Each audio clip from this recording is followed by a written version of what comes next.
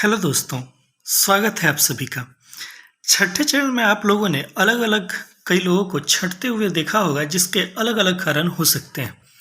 कई बार ये कारण वास्तविक भी थे और कई बार कारण आप लोग को बढ़ा-चढ़ा के बताया गया था। जैसे कि कई बार आप लोग को दिखा दिया जाता है कि इनके प्रमाण पत्र में कोई त्रुटि थी इसलिए इनको बाहर निकाल दिया गया। वास्तविकता ऐसी नहीं थी। जिनके प्रमाण पत्र में कोई त्रुटि थी, बाद में उनसे एफिडेविट लेकर सबको नौकरी दी गई थी और उन लोगों को कल वेतन भी मिल गया है। कई जिलों में उन लोगों को वेतन मिल गया है, वे आराम से वेतन उठा रहे हैं। लेकिन जो मूल समस्या थी, उन मूल समस्या पर लोगों ने ध्यान ही नहीं दिया। यहाँ पर आप लोग को हम दिखा रहे हैं प्रखंड विकास पदाधिकारी अलीनगर का एक जो कार्यालय आदेश है, इसमें जब अभ्यर्थियों को किस कारण से छांटा गया है और नौकरी के 5-6 महीने जब हो चुके हैं, इसके बाद किस कारण से छांटा गया है, जब आप ये कारण देखेंगे तो आप हैरान रह जाएंगे कि क्या इस कारण से भी किसी को छांटा जा सकता है। और आप लोग को अभी से ही सतर्क हो जाने की ज़रूरत है, क्योंकि अगर आप लोगों ने भी ये गलती दोबारा दोहराई तो यकीन मानिए, भले आपका सारा प्रमाण पत्र सही क्यों ना हो, आप लोग भी जब नौकरी करने लगेंगे उसके बाद छांटा जा सकता है। मैं बार बार आप लोगों को इस बात को दोहराता हूँ कि जितने भी प्रमाण पत्र हैं, सारे के जो आपके आंकड़े हैं सही दीजिए और किसी भी तरीके का फर्जीवाड़ा करने का प्रयास मत कीजिए, क्योंकि फर्जीवाड़े में आप आज न कल फंसेंगे और ज़रूर फंसेंगे। यहाँ तक कि आप लोगों को पिछली बार हमने बताया था कि जिन लोगों ने ईडब्ल्यूएस का फर्जी प्रमाण पत्र बनवा लिया था, उन लोगों को भी जब अब डॉक्यूमेंट वेरिफिकेशन हो रहा है अच्छे से, तो छांटा जा रहा है। इस बात से कोई मतलब नहीं रह जाता है कि आपने नौकरी 5 महीने की, 6 महीने की, साल भर की, जब भी आप फंसिएगा तब आपको छांटा जाएगा। पिछले इतने दिनों के वेतन की रिकवरी भी होगी, आप इसके अलावा जेल भी जाएंगे। तो फिलहाल यहाँ पर आपको दिखा रहे हैं ये जो कार्यालय आदेश है प्रखंड विकास पदाधिकारी अलीनगर का, इसमें दिखाया जा रहा है। वीडियो थोड़ा सा लंबा होगा क्योंकि ये इतना महत्वपूर्ण खबर है कि इसके बारे में अच्छे से समझना जरूरी है, क्योंकि अगर आप अच्छे से आज नहीं समझ पाइएगा तो ये गलती आप लोग भी दोबारा कीजिएगा। इसलिए बिना स्किप किए हुए अंत तक बने रहिए और पूरा देखिए ताकि पूरा मामला समझ में आ जाए। यहाँ पर हुआ ये कि वर्ष 2019-20 में छठे चरण में कक्षा 1 से 5 में और 6 से 8 में शिक्षकों का चयन किया गया। सभी चयनित शिक्षकों को नियुक्ति पत्र भी दे दिया गया। नियुक्ति पत्र देने के बाद आपको पता ही होगा कि वेरिफिकेशन दोबारा भी हो रहा है और सितंबर तक होना है। और इसके बाद भी कभी भी जब आप लोग को नहीं पता हो तो एक बात बता दें, सर्विस पीरियड में आप जब चले जाएंगे तो सर्विस पीरियड में सरकार जब चाहे अपनी मर्जी से आपके डॉक्यूमेंट का वेरिफिकेशन कभी भी करवा सकती है। और आप ये नहीं कह सकते हैं कि मेरा जो डॉक्यूमेंट का वेरिफिकेशन है आप क्यों कर रहे हैं। तो यहाँ पर भी यही हाल हो रहा है कि जिन लोगों का छठे चरण में हो भी गया, 4-5-6 महीने बीत भी गए हैं, इसके बावजूद उन लोगों का डॉक्यूमेंट वेरिफिकेशन जब हो रहा है तो यहाँ पर देखिए कि क्या लिखा है कि जांच के क्रम में कुछ अभ्यर्थियों की मेधा सूची निर्धारण में वोकेशनल विषय के अंकों को भी जोड़ दिया गया जो गलत थे। इसके सुधार के पश्चात ही नियुक्ति पत्र निर्गत करना चाहिए था। उक्त संबंध में नियुक्ति पत्र निर्गत करने से पूर्व शिक्षा विभाग से मार्गदर्शन भी मांगा जा सकता था, जो नहीं मांगा गया और नियुक्ति पत्र निर्गत कर दिया गया। यानी कि बहुत सारे अभ्यर्थियों ने ऐसा किया है कि जब उन्होंने छठे चरण में अपना क्लास 1 to 5 में मेधा अंक निकाला या क्लास 6 to 8 में मेधा अंक निकाला, तो चाहे उन्होंने जाने या अनजाने दोनों शब्द का प्रयोग कर रहे हैं, या तो वे जान रहे थे तो जानबूझ के गलती की, या फिर अगर नियमों से परिचित नहीं थे, अपरिचित थे, तो अपरिचित रहने के कारण भी उन्होंने गलती की है। और उन्होंने क्या किया है कि 1 to 5 में अपना सब्सिडरी का अंक मिला के अपना मेधा अंक निकाल लिया है, अपना मेधा प्रतिशत निकाल लिया है, और 6 to 8 में अपना सब्सिडरी का अंक छोड़ के अपना मेधा प्रतिशत निकाल लिया है। ये दोनों ही चीज़ गलत।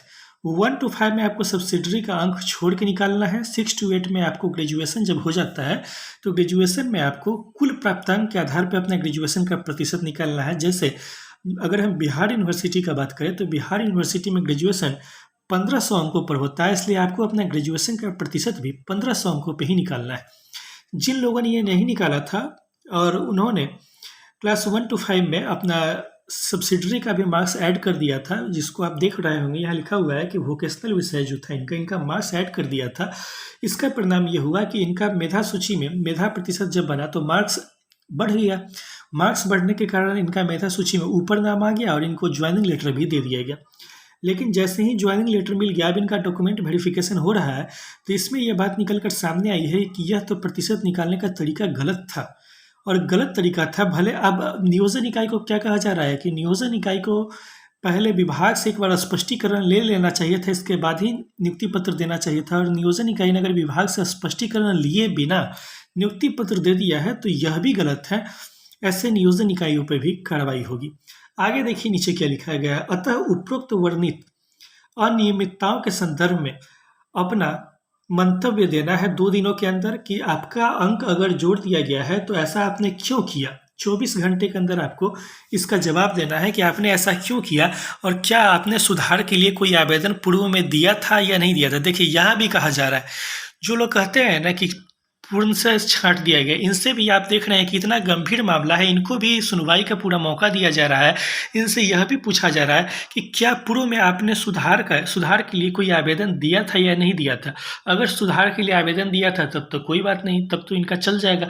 अगर सुधार के लिए आवेदन नहीं दिया था तब ये लोग फंसेंगे ही फंसेंगे। नीचे देखिए क्या लिखा है कि तत्काल मेधा सूची में गलत प्राप्तांक प्रविष्टि के बाद भी नियोजन इकाई को संज्ञान में नहीं देने और अपना नियुक्ति पत्र अवैध रूप से प्राप्त करने के कारण निम्नांकित शिक्षकों का वेतन स्थगित किया जाता है। शिक्षकों की सूची जिनका मेधा अंक में वोकेशनल विषय का अंक जोड़ा गया है अन्य कारणों से जो गलत है निम्न प्रकार है। यानी कि फिलहाल तो इनको जांच के लिए समय दिया गया है, 2 दिन का समय दिया गया। आप देख रहे होंगे कि 24 घंटे का समय है। इसमें इनको कहा जा रहा है कि आप बताइए कि आपके ऊपर कार्रवाई क्यों न हो और क्यों आपको छांट नहीं दिया जाए, आपका नियुक्ति रद्द क्यों नहीं कर दिया जाए। क्योंकि आपका चयन गलत अंकों के आधार पर हुआ है, क्योंकि आपने वोकेशनल विषय का अंक जोड़ दिया है जो कि नहीं जोड़ना था क्लास 1 to 5 में। यहाँ अगर आप देखेंगे तो कुछ शिक्षकों के नाम दिए गए हैं और इनके पदस्थापित विद्यालय का नाम दिए गए हैं और विषय और वर्ग भी दिया गया है। जैसे वर्ग 1 to 5 यहाँ पे दिया गया है, आप देख सकते हैं शिक्षकों के नाम है। और इसी तरह से नीचे 6 to 8 में भी ये कुछ विषयों के नाम दिए गए हैं और कुछ शिक्षकों के नाम दिए गए हैं जिन्होंने गलत तरीके से अपना प्रतिशत लिखा है।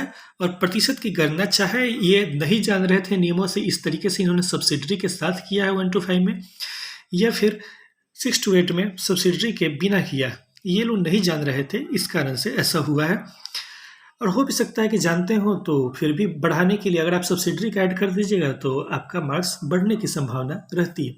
तो ये काम आप लोग को नहीं करना है। जब आप लोग 7वें चयन के लिए अप्लाई करने जाएंगे तो अभी से ही जान लीजिए कि 1 to 5 में आपको अपना सब्सिडरी का मार्क्स ऐड नहीं करना है। सब्सिडरी को हटा के जो छठा पेपर आपका होगा वो सब्सिडरी पेपर होगा, उसको हटा के ही आपको अपना प्रतिशत निकालना है, वरना आपका प्रतिशत जंप करेगा। और जंप करेगा तो फिर बाद में ऐसा ही होगा कि भले ही आपको नियुक्ति पत्र मिल जाए, आप देख रहे हैं नियुक्ति पत्र मिलने के बावजूद भी 6 महीना नौकरी करने के बावजूद भी इनके नियुक्ति पर तलवार लटक रही है और कभी भी इनको निकाला जा सकता है।